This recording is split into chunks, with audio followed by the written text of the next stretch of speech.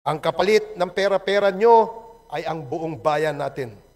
Kayong mga trolls at vloggers na binabayaran ng mga sindikato ng China, alam nyo bang galing sa illegal na droga at pogo ang mga binabayad sa inyo para lamang ipakalat ninyo ang mga fake news?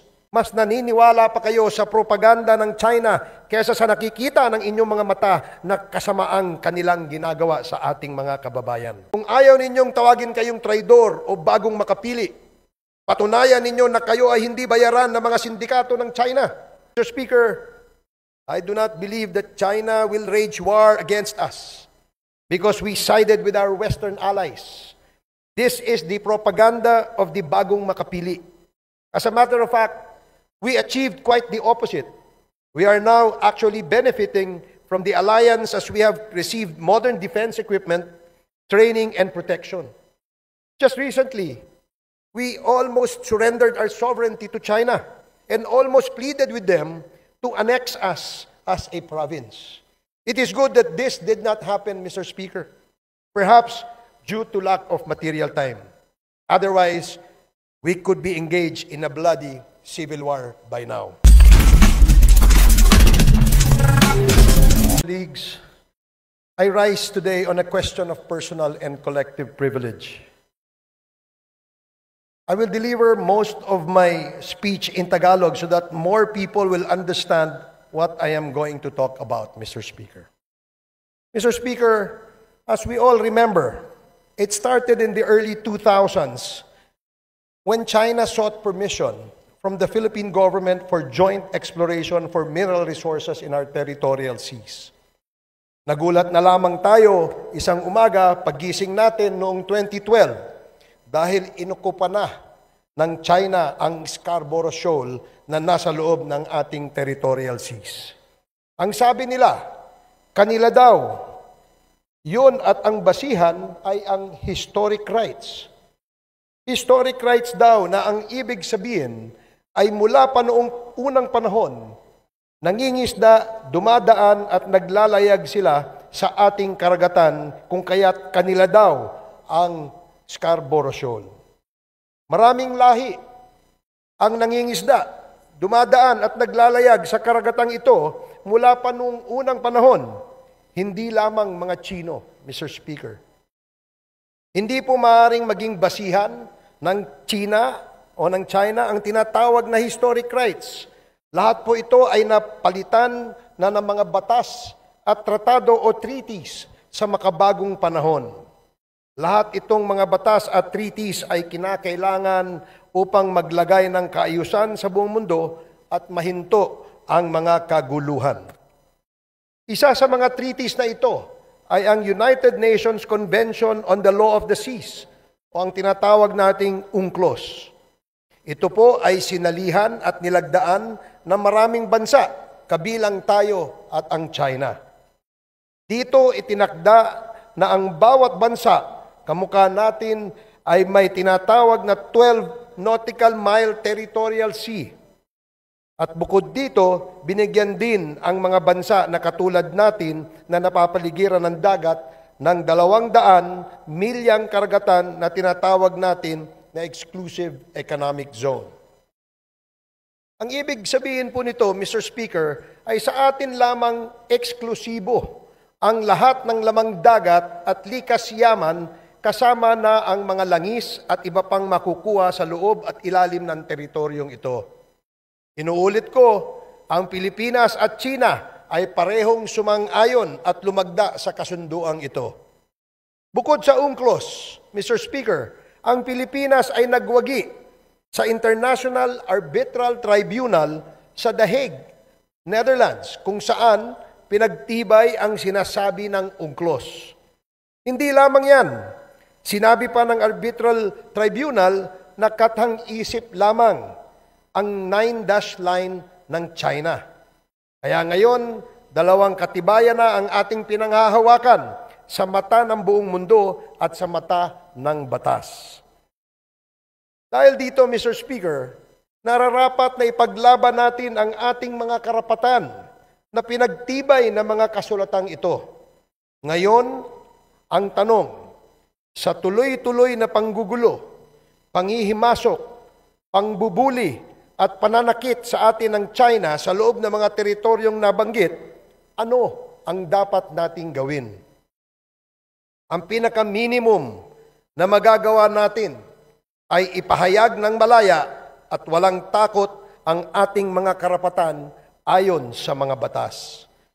Ikalawa, magkaisa tayo sa pagkondena ng mga karahasan na ginagawa sa atin ng China.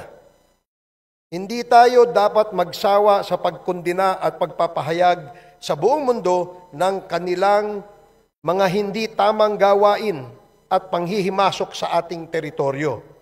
Mula sa pag-angkin ng mga lupain at teritoryo sa West Philippine Sea hanggang sa pananakit nila sa ating mga kababayan na nangingisda at naglalayag doon at sa kanilang pambubuli at paninira ng ating mga sasakyang pandagat. Ilang taon na tayong nagtitiis, Mr. Speaker.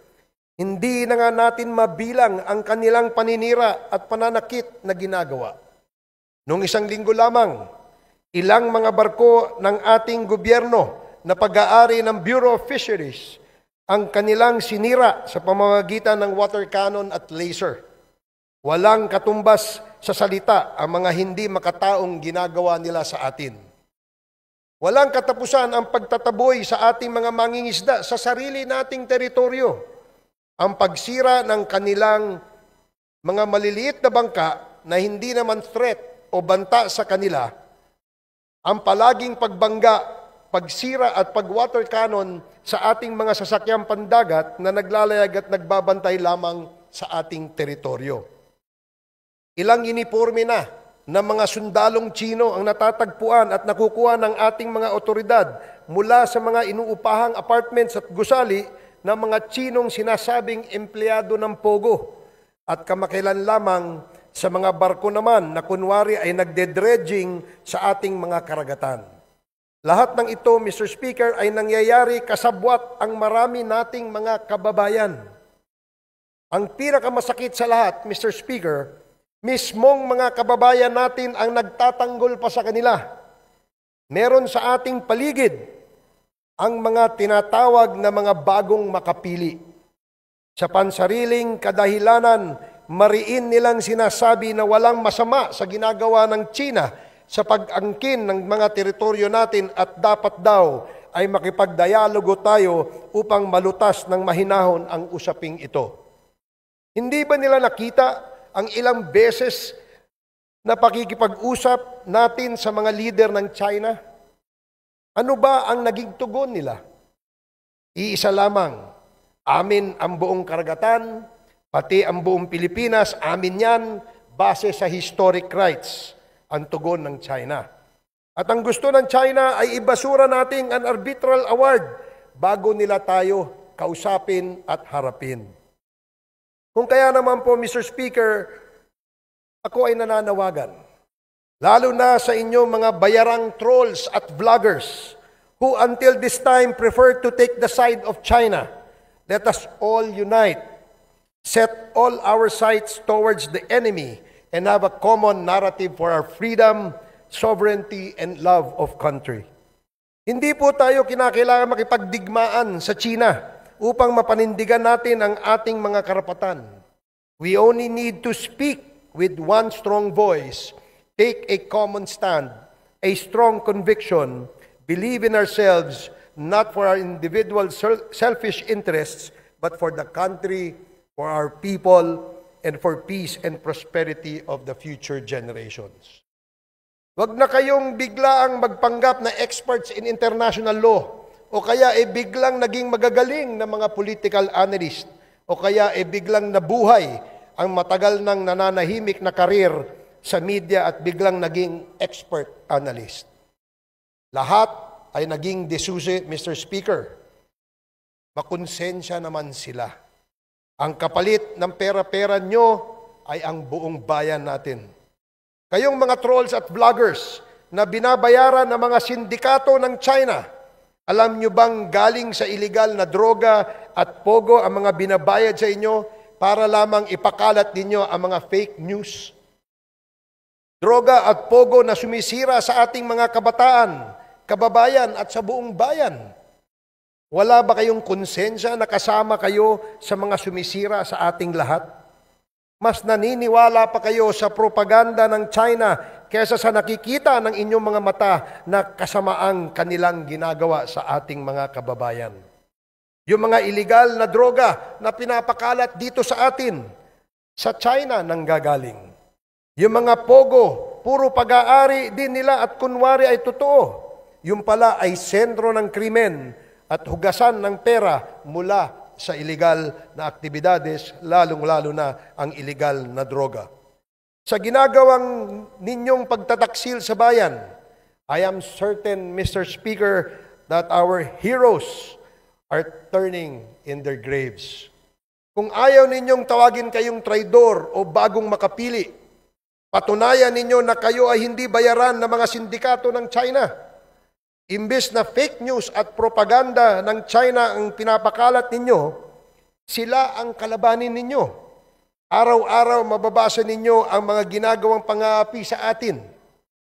Huwag kayong magbulag-bulagan o masilaw sa salapi saan mang galing ang mga yan. Mahalin natin ang ating bayan dahil iisa lamang po ito. Mr. Speaker, I do not believe that China will wage war against us because we sided with our Western allies. This is the propaganda of the bagong makapili. As a matter of fact, we achieved quite the opposite. We are now actually benefiting from the alliance as we have received modern defense equipment, training, and protection. Just recently, we almost surrendered our sovereignty to China and almost pleaded with them to annex us as a province. It is good that this did not happen, Mr. Speaker, perhaps due to lack of material time. Otherwise, we could be engaged in a bloody civil war by now. Swerte tayo na meron tayong Diyos at hindi niya tayo pinapabayaan. Subalit kasabihan nga, nasa Diyos ang awa at nasa tao ang gawa. Huwag po tayong tutulog-tulog, Mr. Speaker. Let us be vigilant. Kung hindi, ay baka magising na lamang tayo isang umaga na hindi lang ang Scarborough Shoal ang kanilang kinuha, kundi ang ating buong bansa. Laban Pinas.